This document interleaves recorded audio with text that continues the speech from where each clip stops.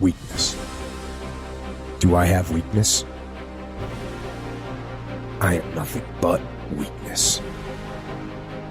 I'm not naturally strong or fast or flexible. I'm certainly not the smartest person in the world.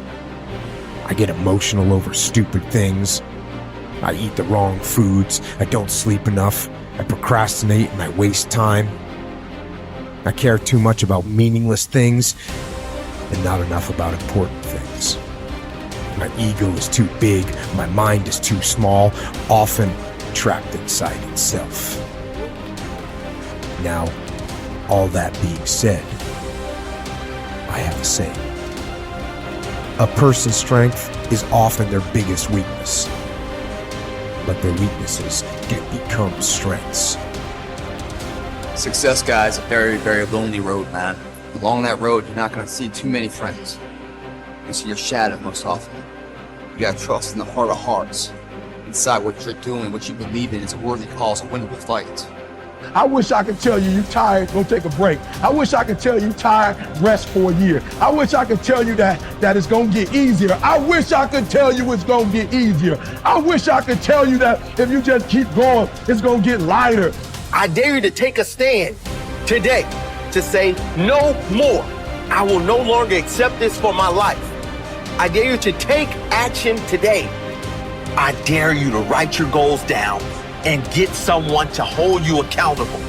I dare you to hold yourself accountable. I dare you to give up everything that is keeping you from your dream, to say no to all the negative influences. I dare you to pick up a book instead of a drink. I dare you to work harder than you think you did yesterday. I dare you to prove them wrong.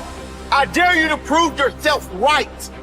I dare you to stand up as a man or as a strong woman, as whoever you are, and declare that you are going to claim a bigger and better life for yourself. When you get to the point where enough is enough, when you get to the point where it hurt real bad, when you get to the point when it's over, when they're tired, when they're frustrated, when they're ready to give up, when they spent their last dime, that's when they get started.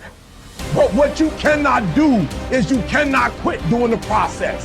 You cannot give up because it ain't what you see. You cannot give up. Pain is there to make you better. Without struggle, there can be no victory. And let me tell you, when you've been through pain, when you've fought for where you are, you ain't gonna let anyone take away what you got. When you've earned it and paid your dues and suffered and failed, been hurt and been down, and you get back up, when pain and struggle comes to face you again, you look it in the face and stand it down. Because you've been through too much. You're too strong now. Everything that has happened to you up until this point has made you who you are. And it will continue to mold you into who you will be. How do you overcome the suffering of life? Is be a better person. That's how you do it. Well, that's hard. It takes responsibility. And I think, if you said to someone, you want to have a meaningful life? Everything you do matters. That's the definition of a meaningful life. But everything you do matters. You're going to have to carry that with you. Or do you want to just forget about the whole meaning thing and then you don't have any responsibility because who the hell cares? And you can wander through life doing whatever you want, gratifying impulsive desires for how useful that's going to be. And you're stuck in meaninglessness, but you don't have any responsibility. Which one do you want? Well, ask yourself, which one are you pursuing? And you'll find very rapidly that it isn't the majority of your soul that's pursuing the whole meaning thing, because, well, look what you have to do that. You have to take on the fact that life is suffering. You have to put yourself together in the face of that. It starts with yourself, man. You gotta start diving into those things that you're afraid of. You don't gain confidence by going to the spot that makes you feel good. It's gonna be a false reality.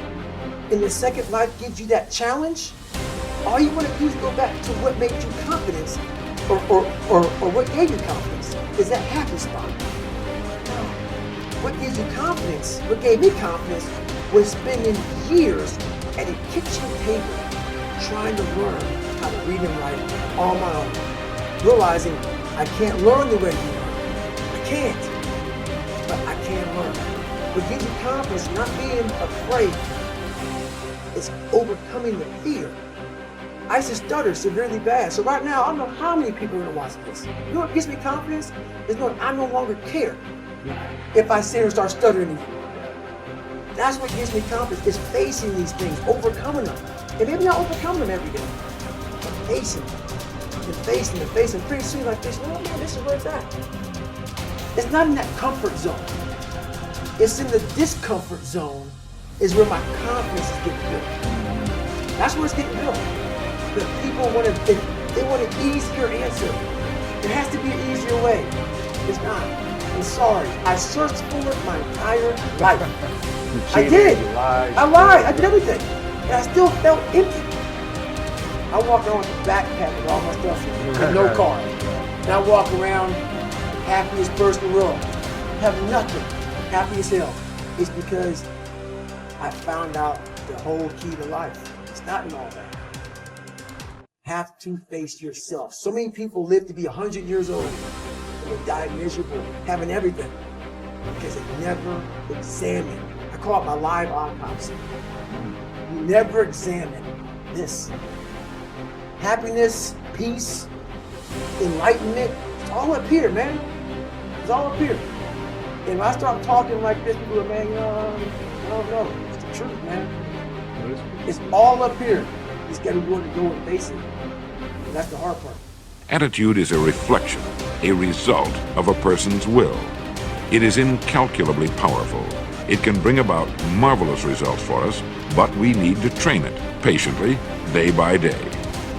Now let's talk about the attitudes of people who are successful. The top 5% of the people who go sailing through life from one success to another and who, even when they fail at something, shrug it off and head right out again. No matter who the person is or what he does, men and women in sales, business executives, people in all the professions, wives and mothers, students, top people in the armed forces, public servants, men and women in the service of religion, working men and women in all fields of endeavor. Wherever you find a person doing an outstanding job and getting outstanding results, you will find a person with the right kind of attitude. These people take the attitude toward themselves that they can accomplish what they set out to accomplish, that there's no good reason on earth why they can't be competent, successful. They have a healthy attitude toward themselves and, as a result, toward life and the things they want to accomplish. And because of this, they achieve some remarkable things, and they come to be called successful, outstanding, brilliant, lucky, and a lot of other things. They're quite frequently no more brilliant or outstanding than the majority of the people by whom they're surrounded. But they did develop the right attitude, and they found their accomplishments not too difficult, and many times surprisingly easy, simply because it seems that so few are really trying, really believe in themselves. Successful people come in all shapes and sizes and in widely varying degrees of intelligence, background, and so on. But they all have one thing in common. They expect more good out of life than bad. They expect to succeed more than they fail.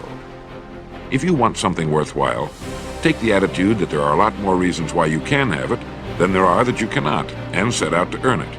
Go after it, work at it, ask for it, and 9 times out of 10, you'll get it. Our environment is really a mirror of our mental attitude. If we don't like our environment, we have to change our attitude first. Your ability and willingness to discipline yourself to accept personal responsibility for your life are essential to happiness, health, success, achievement, and personal leadership. Accepting responsibility is one of the hardest of all disciplines, but without it, no success is possible. The failure to accept responsibility and the attempt to foist responsibility for things in your life that make you unhappy onto other people, institutions, and situations completely distort cause and effect, undermine your character, weaken your resolve, and diminish your humanity. They lead to making endless excuses. There is a direct relationship between the acceptance of responsibility and the amount of personal control you feel you have over your life.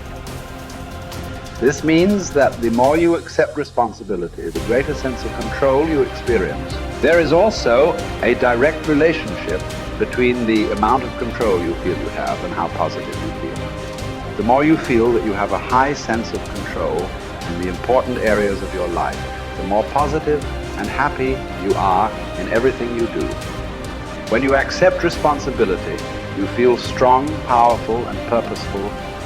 Accepting responsibility eliminates the negative emotions that rob you of happiness and contentment.